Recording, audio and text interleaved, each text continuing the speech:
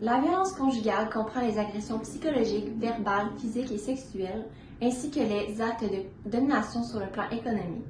Elle ne résulte pas d'une perte de contrôle, mais au contraire, un moyen choisi pour dominer l'autre personne et affirmer son pouvoir sur elle. La violence conjugale, ça peut se présenter sous plusieurs formes. Ça peut être un manque de respect, que ce soit en insultant ou en rabaissant l'autre personne. Ça peut également être de l'empêcher d'aller à certains endroits ou de faire certaines activités qu'elle voudrait faire. Et ça peut aussi être de la forcer à faire certaines choses dont elle n'a pas envie. Par exemple, s'habiller d'une certaine manière, contrôler qui elle a le droit et qui elle n'a pas le droit de voir, et aussi de la forcer à avoir des relations sexuelles quand elle n'en a pas envie. Ces exemples-là, ils peuvent nous mener à une notion qui est quand même récente dans le monde de la violence conjugale et ça s'appelle le contrôle coercitif. Le contrôle coercitif, ça réfère à une série d'actes répétitifs qui sont criminels ou non et qui visent à prendre le pouvoir sur l'autre personne et à la restreindre dans sa liberté dans plusieurs sphères de sa vie. J'ai eu la chance de rencontrer une intervenante dans une maison d'hébergement pour les femmes victimes de violences et elle a pu m'en dire beaucoup plus sur le sujet. Le contrôle coercitif s'explique beaucoup par le contrôle qui est exercé au quotidien, auprès de la femme, auprès de la famille.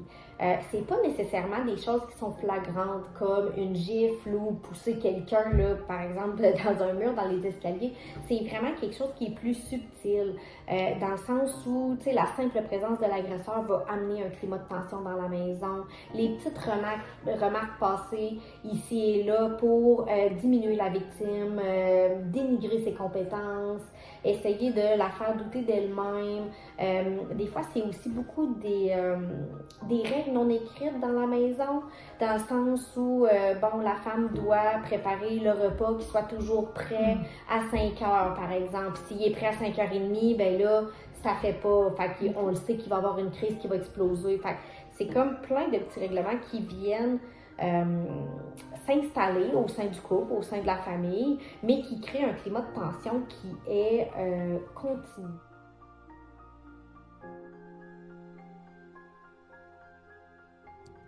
La première phase du cycle de la violence conjugale est la tension. Durant cette phase, l'agresseur a des excès de colère, menace l'autre personne du regard et fait peser des lourds silences. La victime se sent inquiète, essaie d'améliorer le climat et fait attention à ses propres gestes et paroles.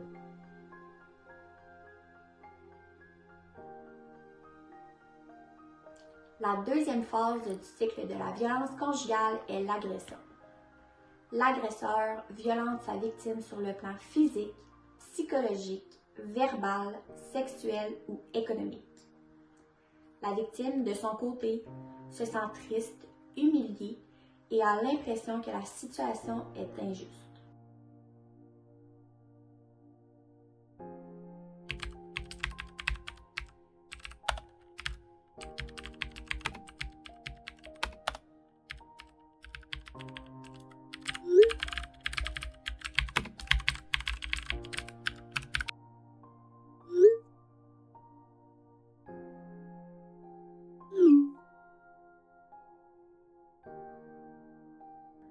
La troisième phase du cycle de la violence conjugale, c'est la justification.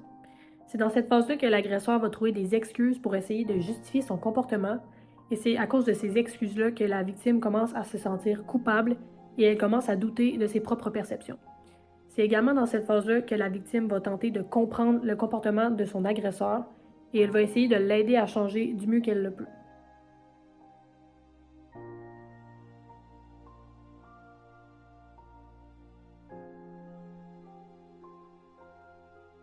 La dernière phase du cycle de la violence conjugale est la réconciliation.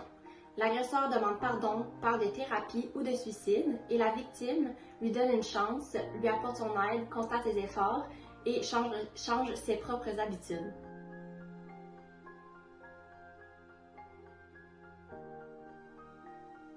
La violence conjugale, c'est comme un feu. Ça s'allume rapidement, parfois sans que tu t'en rendes compte, mais ça peut vite devenir incontrôlable. Il peut être difficile de l'éteindre. Il est impossible de deviner qui est victime de violence conjugale et qui ne l'est pas.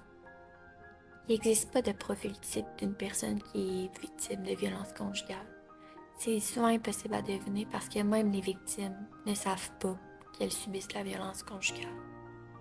En revanche, on peut savoir que c'est principalement les femmes qui en sont victimes, surtout celles âgées entre 15 et 24 ans. On s'est aussi rendu compte au fil du temps que la violence prenait surtout place chez certaines communautés, comme la communauté autochtone, les personnes LGBTQ, et aussi chez les personnes qui sont handicapées.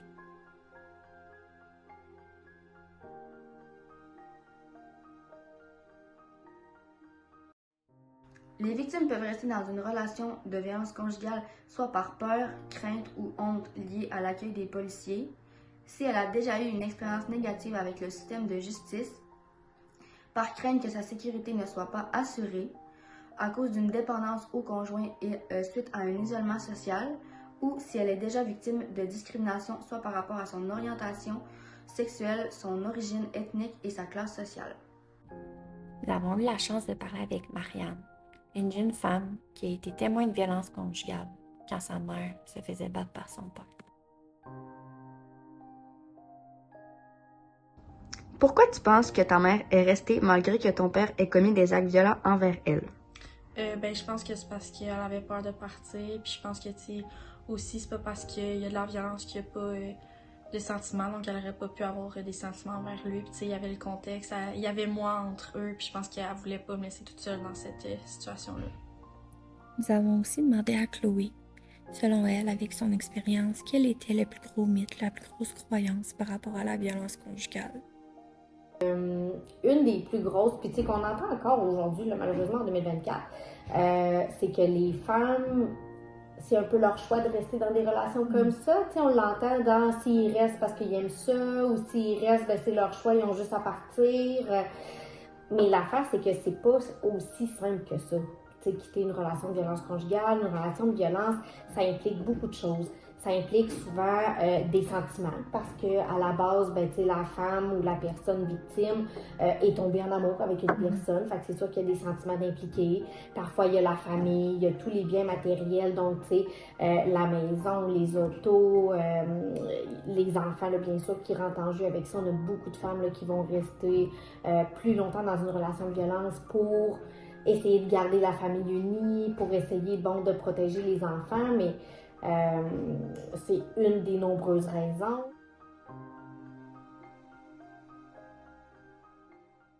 Si vous êtes témoin de violences conjugales ou qu'une victime vient se confier à vous, la meilleure chose à faire est de l'accueillir sans jugement, de la rassurer sur le fait qu'elle n'est pas responsable de la violence qu'elle subit, et le plus important est de respecter son rythme. Qu'aimerais-tu dire aux gens qui sont victimes ou témoins de violences conjugales? Pour les personnes qui sont témoins de violences conjugales, je pense que quand c'est ça, tu es témoin d'une situation comme ça, c'est important de dénoncer dès que tu vois que ça n'a pas d'allure. Puis je pense que pour une victime de violence conjugale, c'est important de jamais se sentir mal d'être pris dans une situation comme ça parce que c'est pas de ta faute. Il est important de comprendre que même si nous voulons venir en aide à une victime, si elle n'est pas prête à recevoir cette aide et à dénoncer, on peut malheureusement pas le faire à sa place. Je dirais surtout, si vous êtes témoin d'actes de violence, s'il vous plaît, dénoncez. Parce que, encore aujourd'hui, malheureusement, il y a beaucoup de gens qui pensent puis qui se disent, c'est pas mes affaires, c'est privé. Ils entendent leurs voisins crier, que ce soit leurs voisins ou même, des fois, ça se passe dans la famille puis les gens sont pas à l'aise d'intervenir, mais en n'intervenant pas, on intervient quand même d'une certaine façon puis c'est comme si on acceptait cette violence-là. Fait que je comprends que ça peut être des fois confrontant, ça peut être malaisant, mais en même temps, rien faire, c'est aussi faire quelque chose puis c'est accepter ce qui se passe.